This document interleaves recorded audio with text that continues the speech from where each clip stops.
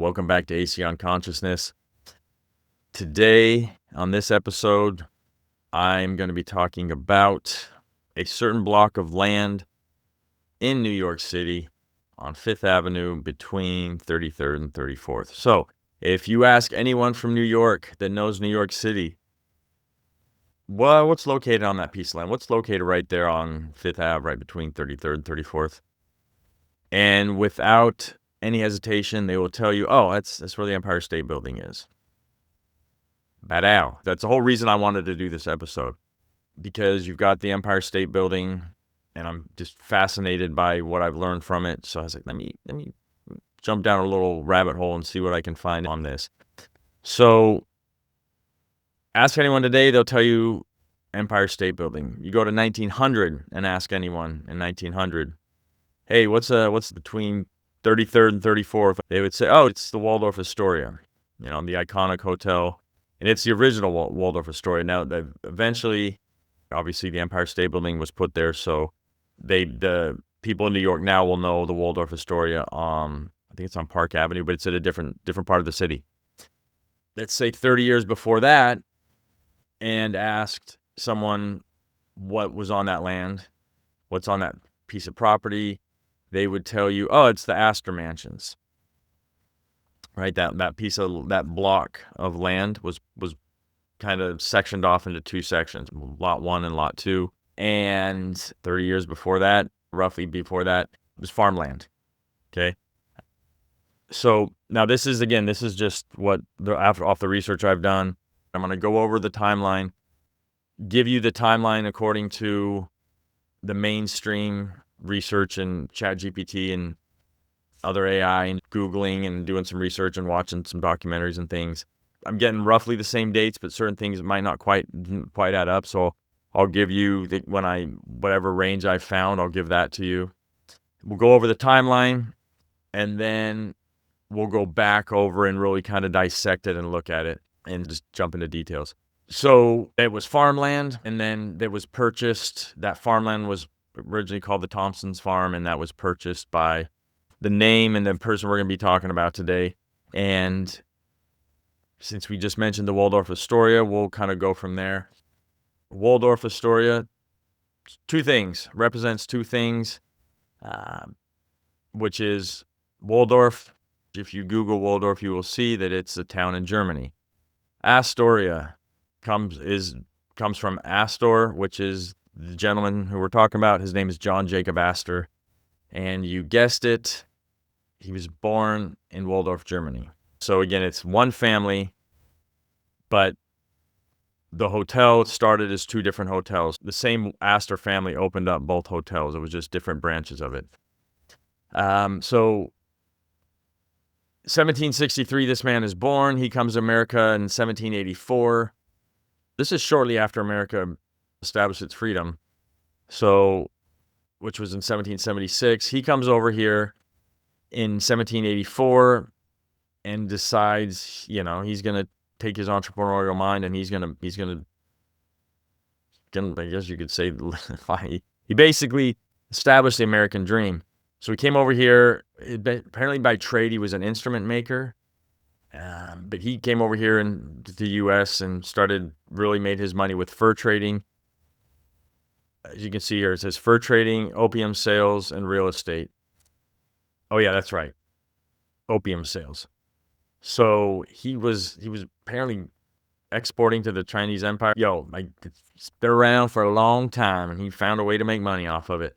But what we're going to talk about today is, and doing this whole research, I was like, maybe there'll be a whole nother episode just really diving into the Astor family.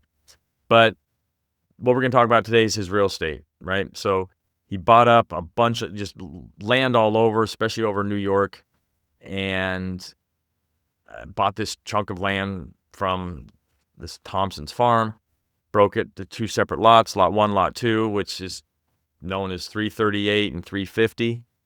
Now, by the time he died, he was the wealthiest man in America. That's crazy, right? So when I'm talking about this, keep this in mind, that this family and this name isn't just a hotel name. They didn't make their money in hotels.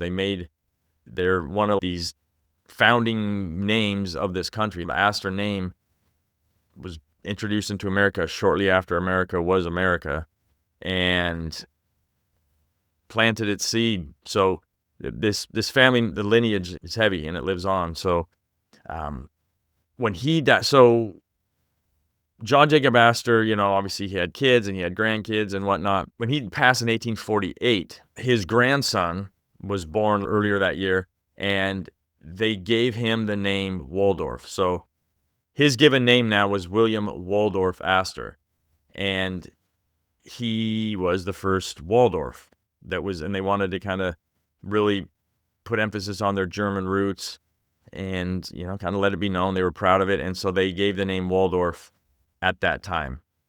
So you have the two lots. When William Waldorf Astor's father passed away, William Waldorf Astor got the lot in the mansion on the first lot. So let me backtrack real quick. When you had the two lots, I mean, conflicting times, 1853, 1859, but one mansion was built on lot one. It wasn't until 1862, so a few years later, mansion two was built on lot two. So you have two mansions. They were, in the family, for 20-something years, 24, 25 years, whatever, because of the dates. So they were both two mansions there.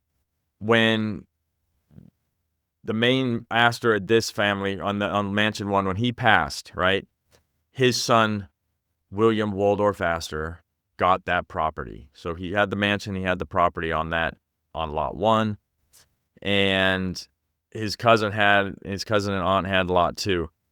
And there was some family feuding going on. He decided, between the families, so he decided, I'm going to, again, who knows why, people obviously, they say it was money driven, which would make sense, because they're a money family. And he decided, he's like, I'm going to break down. He decided, I'm going to tear down my mansion and I'm going to build a hotel. And that's exactly what he did. So in 1891, they decided to tear down the mansion there, tore it down. And in March 13th of 1893, the Waldorf Hotel officially opened its doors. So now you have this beautiful, brand new hotel, thriving. Look at this thing. It's gorgeous, right? If you look at it. And so again, the mansion was replaced. This hotel was built, and it was going for about a year and a half, whatever. But what it was driving his aunt next door in mansion number two crazy. She was not having it. And so they decided to build a mansion up the city a little bit at a different part of town. And just to spite them, the family, so it reminds me of Curb Your Enthusiasm, that whole season with the spite coffee shops. They decided, you know what? You want to play games? We'll go ahead and play games. So they decided, not only we're going to move, we're going to tear down our mansion, and then we're going to build up a hotel. But not only is it going to be a hotel, it's going to be bigger and it's going to be better than your hotel. And that's exactly what they did. So late 1894, they moved out. They started demolition, tore it down, and built up the Astoria Hotel. Now, at some point during the process of this building, they, I guess, reconciled. They decided to put all the bullshit aside and let's do this properly. This is the family. Let's keep the name. Whatever, for whatever reason, they decided to put the BS aside, and they merged the hotels. So is this hotel, the Waldorf, was just still functioning while the Astoria was being built. And once it was fully completed, they opened as the Waldorf Astoria on November 1st. I'm staying at the Waldorf Astoria.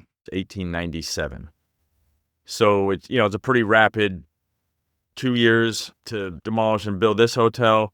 There was about a year and a half in between or whatever. And again, I got late 1894, demolish, about 2.5, 3 years to build, to open in November 1st, 1897. The Waldorf Astoria opens. So both were, and they were connected by this thing called Peacock Alley. Okay, and this beautiful, beautiful hotel. I mean, if you look at the details on this thing, the pictures are incredible. If you really look at like how detailed it was and what they were really doing with this thing. 13-story, ended up being the biggest hotel in the world. Now, before I forget, you have William Waldorf Astor, who built the Waldorf Hotel. You have John Jacob Astor IV, who built the Astoria Hotel. They merged together and obviously formed the Waldorf Astoria Hotel. Opened November 1st, 1897. Now, the hotel's thriving. People were coming in from all over the world to stay at the Waldorf Astoria Hotel and really just experience it. If I read right, it was one of the first hotels, if not the first, to offer room service 24 hours. It was just way ahead of its time. Now, on April 15th, 1912, the John Jacob Astor IV, who opened the Astoria, who was building that section, happened to be on the Titanic when it went down. So he died in the Titanic.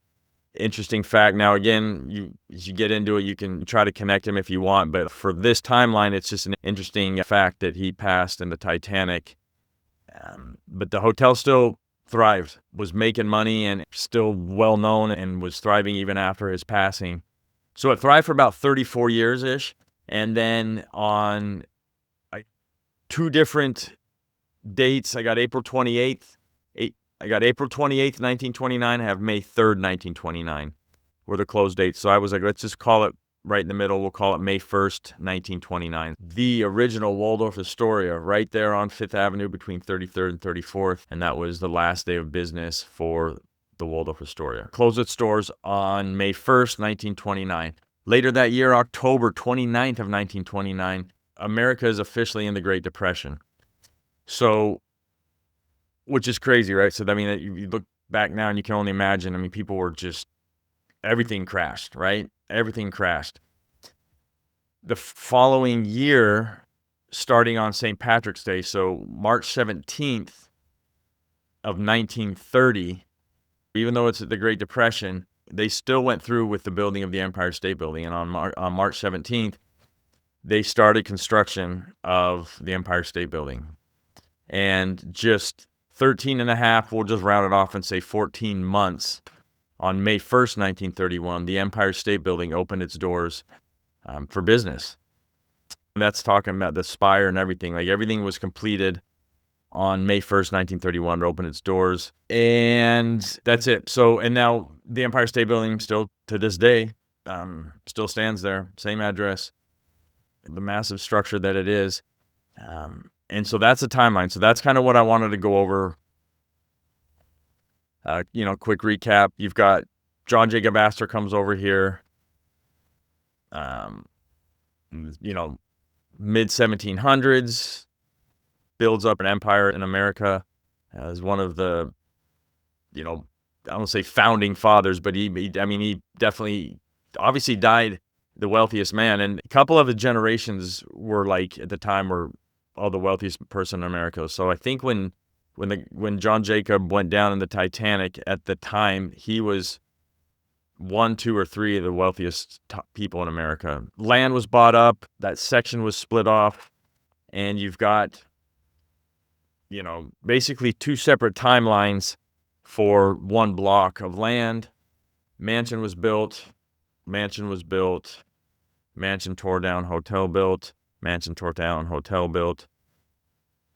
Hotels merge, blew up. Hotel was going for 30-something years, which is a pretty short period of time if you think about it. That's not a lot. That's a lot of work, a lot of money, a lot of effort, a lot to put into such an extravagant hotel, and then take that down, and then build up the Empire State Building, tallest building in the world during the Great Depression.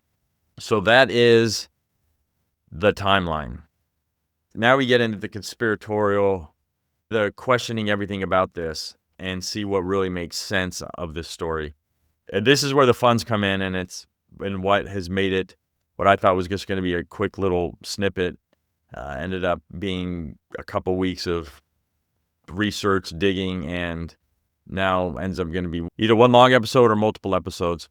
It doesn't take much to just listen to the story and see what makes sense and what doesn't, because to me, there's a lot that doesn't make sense.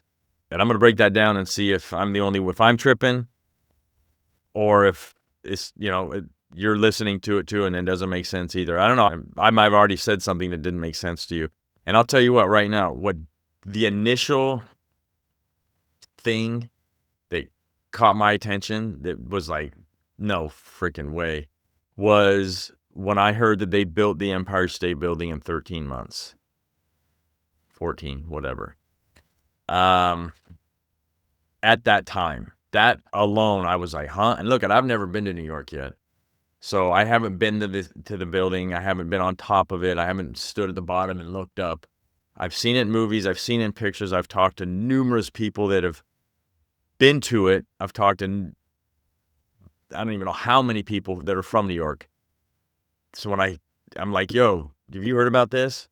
Have you been to the building? And of course, they're all like, yeah, I've been there. Been in the building, been on the building, been on the top. So I'm, even them, they're like, wait, what? Like, they don't know that this is a so-called fact going around, that they just threw this thing up during the Great Depression in like 14 months. Like, it's no big deal. So that got me thinking, like, there's no way. There's no way. And then it went along with the whole Tartaria thing, right? That's where I first heard about this. I was like, okay, like, obviously it exists, it stands there, but it's not what they're telling us, or it wasn't built when and how they were telling us. Kind of like the argument with the moon. It's like, I'm not saying that there's not something there. But it's probably not what they're telling us it is. So I was like, all right, first of all, I want to see if it's truthful, like if this is just me. So I went on, and you go right to the Empire State Building website, and it tells you right there. They go, it was built in 14 months.